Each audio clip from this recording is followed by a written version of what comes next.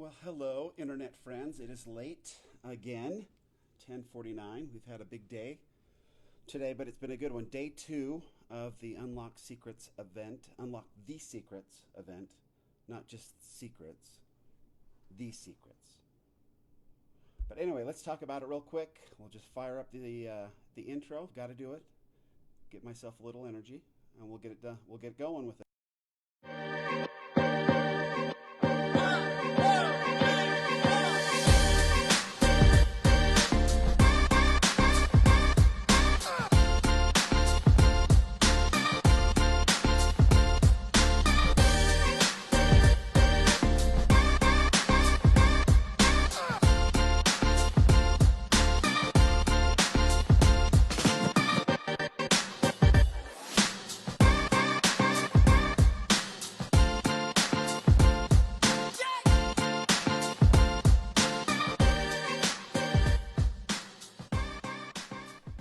Welcome back. Thanks for joining me.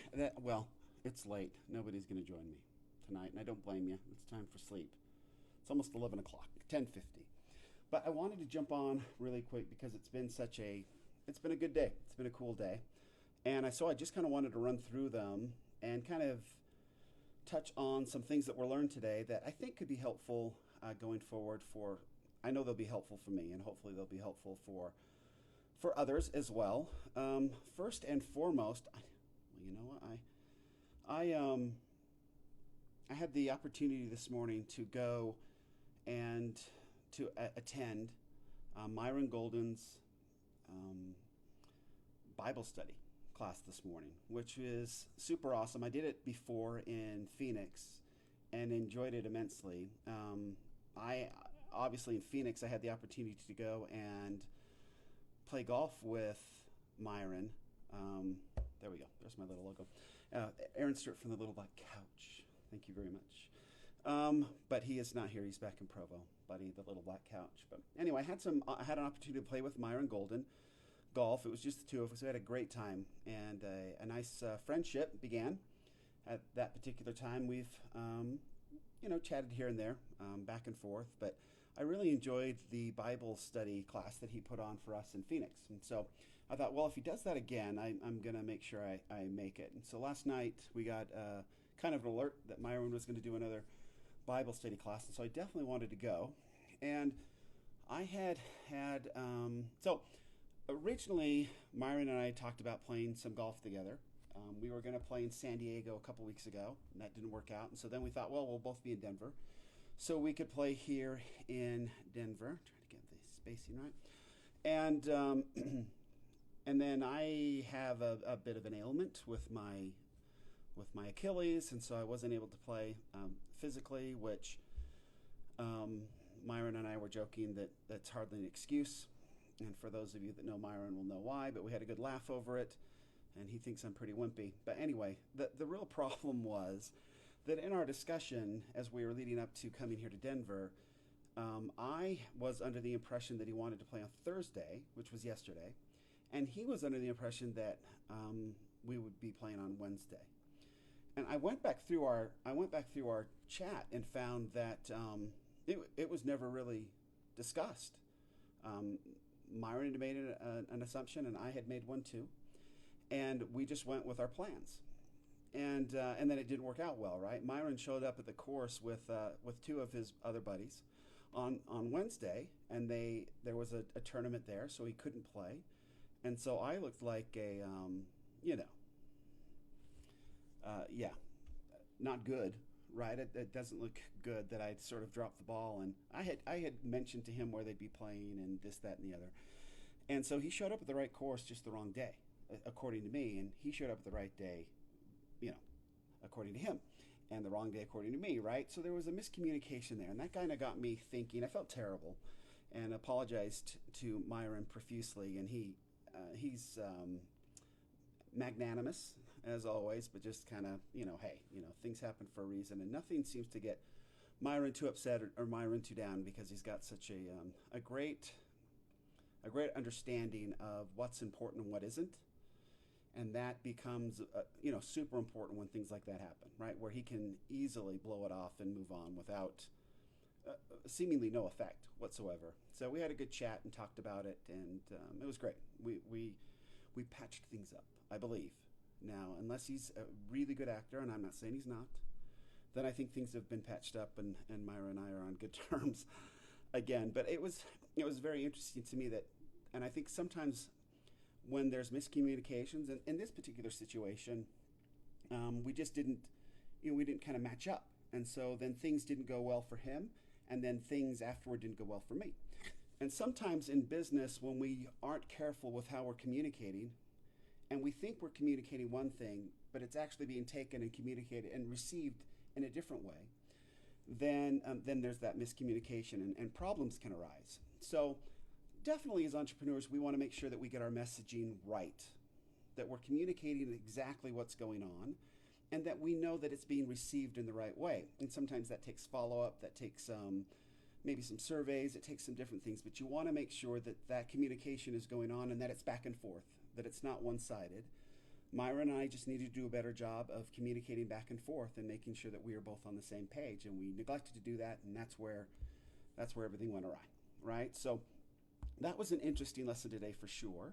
And then I had had the opportunity to go to his Bible study class, and it's quite a fascinating way to use the Bible. Myron doesn't. I'm religious, but Myron doesn't see the Bible as being a religious book. He sees it as just being a book about how things really are, period. And so it's a fascinating perspective for sure, and I enjoy it immensely. And I enjoyed it more this time. We had a full hour this time, which was great. So I wanted to bring this up and recommend highly. So this is, he actually broadcast live at the Bible Success Secrets webpage or Facebook page. So if you have a chance and you're interested in this sort of thing, the show today was really great. So he kind of broadcast and talked to us really just right out of Kings, and we discussed a lot of cool things. He set it up first brilliantly, and it was great. He set it up first brilliantly and then kind of led us through. And I'll be perfectly honest, I had reached out to him a few weeks ago when we were talking about, I don't know if it was San Diego playing golf or if it was coming here to Denver playing golf or whatever. And I just reached out to him and said, look, I trust Myron. I really enjoy his presentations. I enjoy his perspective on life and business and all of that. So I reached out to him, and I was kind of having a problem. I feel like we get blessed with a lot of different opportunities, and I have in my life is a lot of them. And so I've learned a lot over the years, not because I'm overly intelligent or anything, just because I'm old, right? And so you have an opportunity to learn a lot of stuff the more time you have on this big, beautiful blue marble.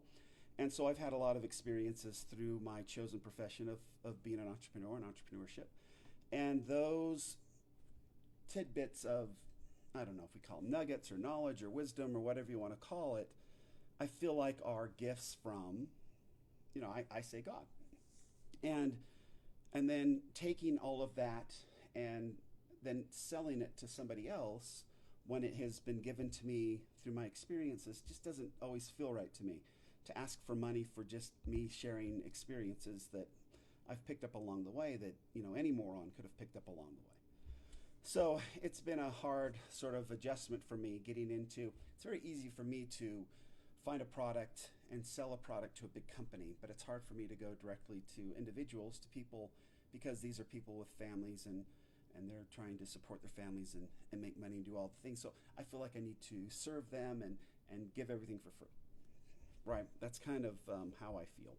And so Myron's lesson today did such an effective job on discussing that. And I'm not going to steal any thunder from Myron's presentation. I would highly recommend everybody who is interested in that sort of thing and is looking for some motivation as to why we're entrepreneurs and why our experiences and our creativity and all that is worth something and should be charged for.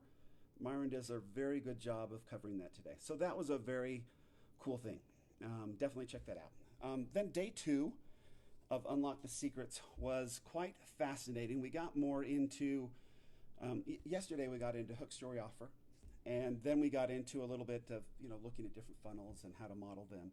But today was really about getting in and sort of the nitty gritty. And they've a really cool workbook, and we got to do work with stickers. And I've always been a huge fan of anything that makes me feel eight. So stickers was way fun. I had a real joy. So we built funnels with stickers, and we talked about the strategy behind the funnels, and we talked about offers and how to put them together. And it was a great day, and we got really back to the basics. The big thing that jumped out to me today, and I think it's and sometimes it can get pretty confusing when you're online and you're trying to figure things out. A lot of us have web pages, which are just glorified online brochures. They really don't do anything. That's a web page. And then a funnel is essentially a web page. It is a web page, but it's a web page with a definite strategy to sell something, right? To get somebody to not convince somebody, but to basically educate somebody that there's a better way, there's a better solution, you've got a really good product, and overcome all their objections to the point where there's really no other reason for them to do anything other than pull out their credit card and get on with their lives. And so that part I've always got, right? I mean, it goes back, you go back to college and you can call it the 4Ps, you call it hook, story, offer, and the 4Ps. You can put those together. You have to massage them a little bit, but it's nothing new. Hook, story, offer, there's nothing new about it. Other than the packaging in a funnel, I think is a little bit different. And the funnel itself definitely has a different purpose in that it's always leading somebody to the purchase, to the conversion, to actually getting something of value from them, but giving them something of so much more value that what you're getting from them seems like nothing to them, right? That's the strategy of the funnel. One thing that really hit me today, though, so I have built this supplement funnel, and it was very interesting, which is essentially, if you put it into a general category, an e-commerce funnel, and it was laughable, honestly, when Russell was up on stage talking about it, and he discussed how e-commerce funnels typically sell more of the same thing, and that's the funnel.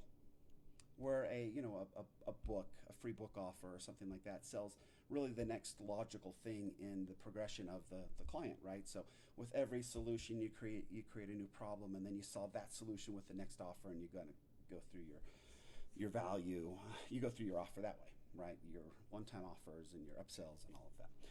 And I hadn't got it. My e-commerce funnel right now, it sells the product, which is a cool product, very cool, earthfoods.com. And anyway, it's a very cool product. I take it every day. I love it.